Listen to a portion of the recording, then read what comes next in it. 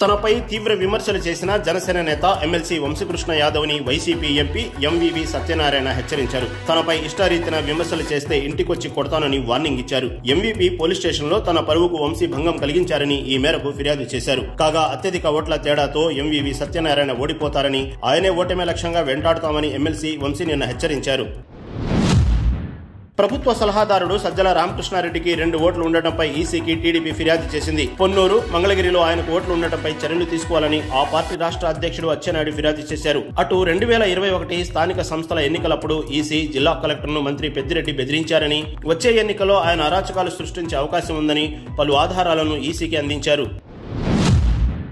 సిద్ధమంటూ ఉత్తర కుమార ప్రగల్భాలు పలికి ఇప్పుడు మీరే యుద్ధం చేయాలని వాలంటీర్లను పురిగొల్పడం ద్వారా సీఎం వైఎస్ జగన్మోహన్ రెడ్డి చేతులెత్తేశారని బీజేపీ నేత సత్యకుమార్ అన్నారు. వాలంటీర్లు యుద్ధం చేస్తే మీరు పబ్జీ ఆడుకుంటారా అని నిలదీశారు. చదువుకున్న యువతకు ఉద్యోగాలు ఇవ్వకుండా వాలంటీర్ల పేరుతో ముష్టి 5,000 ఇస్తూ ఎంతో విలువైన వారి 5 ఏళ్ల కాలాన్ని వృధా చేశారన్నారు.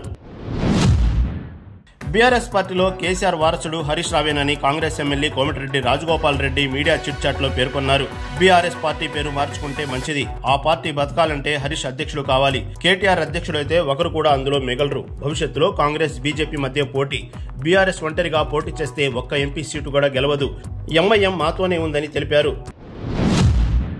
రాష్ట్రంలో కొబ్బరి అభివృద్ధి బోర్డు ప్రాంతీయ కార్యాలయాన్ని ఏర్పాటు చేయాలని కేంద్రానికి మంత్రి తుమ్మల నాగేశ్వరరావు లేఖ రాశారు. ఉమ్మడి రాష్ట్రంలో హైదరాబాద్ లో కార్యాలయం ఉండేదని, రాష్ట్ర విభజన అనంతరం విజయవాడకు మారిందని పేర్కొన్నారు. రాష్ట్రంలో 27 జిల్లాల్లో 2,233 ఎకరాల్లో కొబ్బరి సాగు అవుతుందని తెలిపారు.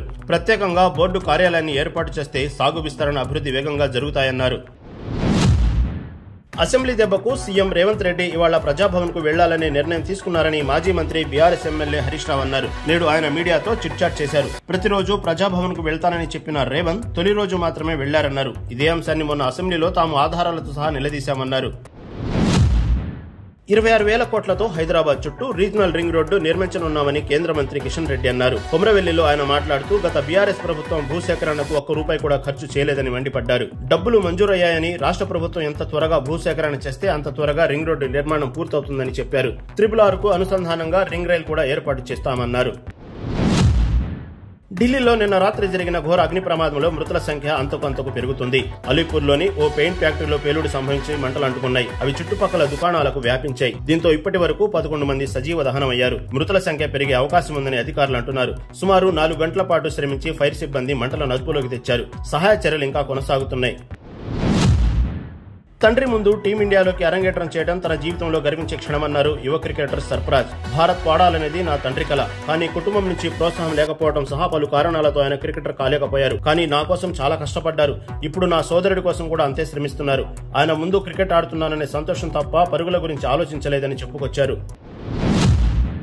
ఎంఎస్పీకి చట్టబద్దత సహా పలు డిమాండ్లపై రైతుల ఆందోళనతో ఢిల్లీలో మొదలైన రచ్చ సోషల్ మీడియాకు విస్తరించింది. కేంద్ర విధానాలు, నిరసనకారులపై పోలీసుల కఠిన వైఖరిని తప్పుపడుతూ రైతు సంఘాల మద్దతుదారులు పోస్టులు షేర్ చేస్తున్నారు.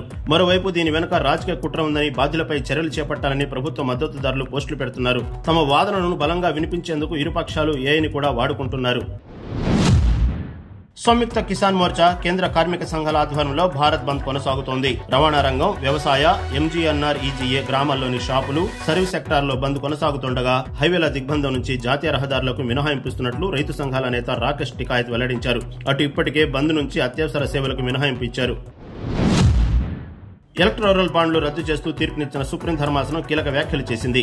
బాండ్లు జారీ చేసిన ఎస్బీఐ మార్చి 6 లోపు వివరాలు ఈసీకి అందించాలని, వాటిని ఈసీ మార్చి 13 లోపు వెబ్సైట్లో అందుబాటులో ఉంచాలని పేర్కొంది. ఒక పార్టీకి అందిన విరాళాల సమాచారం ఓటర్లకు తెలియాలి, తద్వారా సమర్థంగా ఓటు హక్కు వినియోగించుకుంటారు అని పేర్కొంది. ఇప్పటి వరకు ఎస్బీఐ 28,000 బాండ్లను విక్రయించింది.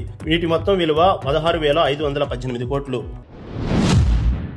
అమెరికా అధ్యక్షుడిగా డొనాల్డ్ ట్రంప్ కంటే జో బైడెన్ మేలని రష్యా అధ్యక్షులు వ్లాదిమిర్ పుతిన్ ఓ ఇంటర్వ్యూలో అభిప్రాయపడ్డారు. బైడెన్ అనుభవజ్ఞుడు, ఆయన ఆరోగ్యం గురించి వస్తున్న వదంతులపై నేనేమీ కామెంట్ చేయలేను. అమెరికా ఎన్నికల్లో ఆయన గెలవాలని కోరుకుంటున్నా. ఎవరు గెలిచినా వారితో వారికి పనిచేసేందుకు సిద్ధంగా ఉన్నాం. బైడెన్ విధానాలు బలంగా ఉంటాయని పుతిన్ స్పష్టం చేశారు.